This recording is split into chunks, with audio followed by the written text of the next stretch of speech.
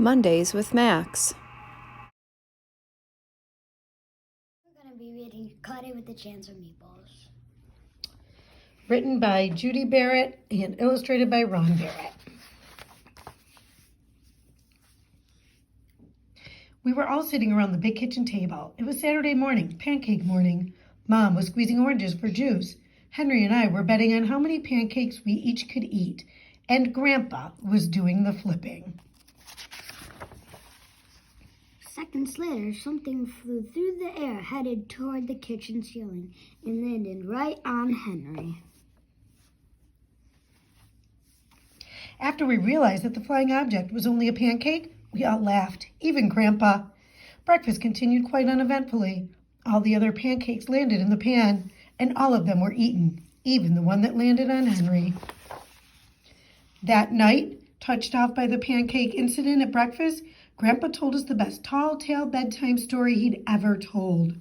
Across an ocean, over lots of huge bumpy mountains, across 3 hot deserts and 1 smaller ocean, There lay the tiny town of Chance. In most ways, it was like every other tiny town.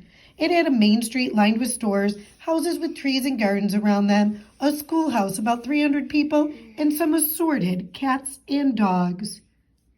But there was no food stores in the town of Chew and Swallow. They didn't need any. The sky supplied all the food they could possibly want.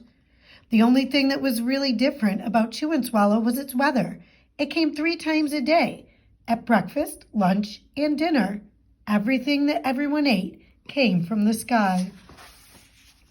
Whatever the weather was served, that's what they ate. But it never rained rain, and it never snowed snow. It never blew just wind. It rained things like soup and juice. It snowed mashed potatoes and green peas, and sometimes the wind blew in storms of hamburgers. The people could watch the weather report on television in the morning, and they would even hear a prediction for the next day's food. When the townspeople went outside, they carried their plates, cups, glasses, forks, spoons, knives, and napkins with them. That way, they would always be prepared for any kind of weather. If there were leftovers, and there usually were, people took them home and put them in the refrigerators in case they got hungry in between meals. The menu varied. By the time they woke up in the morning, breakfast was coming down. After a brief shower of orange juice, low clouds of sunny-side-up eggs moved in, followed by pieces of toast. Butter and jelly sprinkled down for the toast, and most of the time it rained milk afterward. For lunch one day, Frankfurters, already in their rolls, blew in from the northwest at about 5 miles an hour.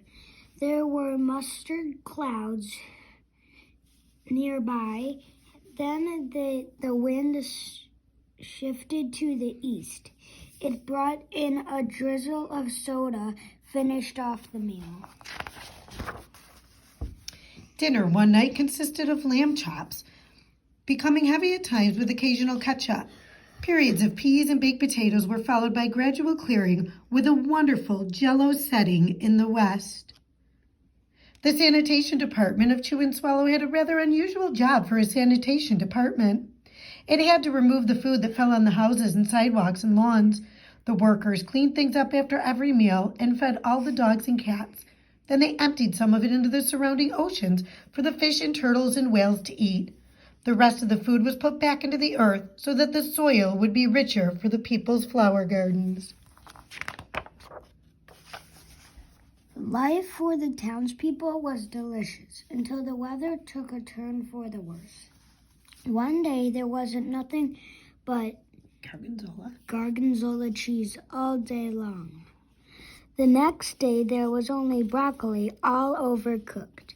And the next day there was Brussels sprouts and peanut butter with mayonnaise. Another day there was a pea soup fog. No one could see where they were going, and they could barely find the rest of the meal that got stuck in the fog. The food was getting larger and larger, and so were the portions. The people were getting frightened, and violent storms blew up frequently. Awful things were happening. One Tuesday, there was a hurricane of bread and rolls all day long into the night. There were soft rolls, hard rolls, some with seeds and some without.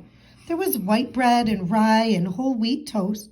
Most of it was larger than they had ever seen bread and rolls before. It was a terrible day. Everyone had to stay indoors. Roofs were damaged and the sanitation department was beside itself. The mess took the workers 4 days to clean up, and the sea was full of floating rolls.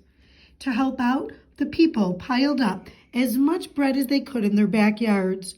The birds picked at it a bit, but it just stayed there and got staler and staler. There was a storm of pancakes one morning and a downpour of maple syrup that nearly flooded the town.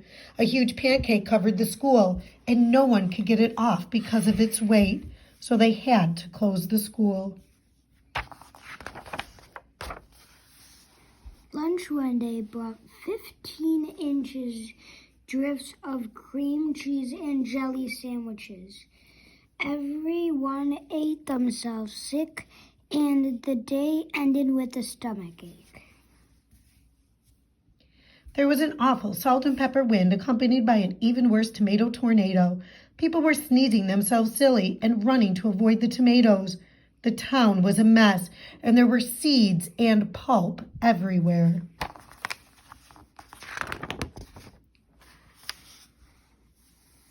The sanitation department gave up. The job was just too big, and everyone feared for their lives. They couldn't go outside most of the time. Many houses had been badly damaged by giant meatball stores, and stores were boarded up, and there was no more school for the children. So a decision was made to abandon the town of Chew and Swallow. It was a matter of survival. The people glued together the giant pieces of stale bread sandwiches styled with peanut butter, took the absolute necessities with them, and set sail on their rafts for new land. After being afloat for a week, they finally reached a small coastal town which welcomed them. The bread had held up surprisingly well enough for them to build temporary houses for themselves out of it.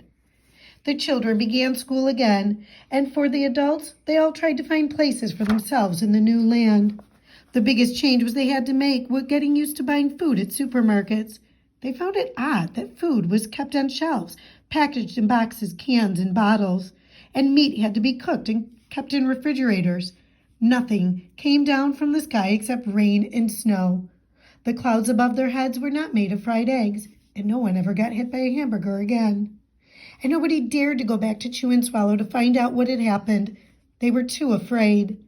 Henry and I were awake until the very end of Grandpa's story. I remember his goodnight kiss.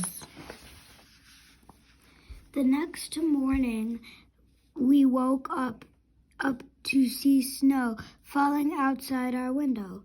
We ran downstairs for breakfast and ate it a little faster than usual so we could go sledding with Grandpa. It's funny, but even as we were sliding down the hill, we thought we saw a giant pat of butter at the top, and we could almost smell the mashed potatoes.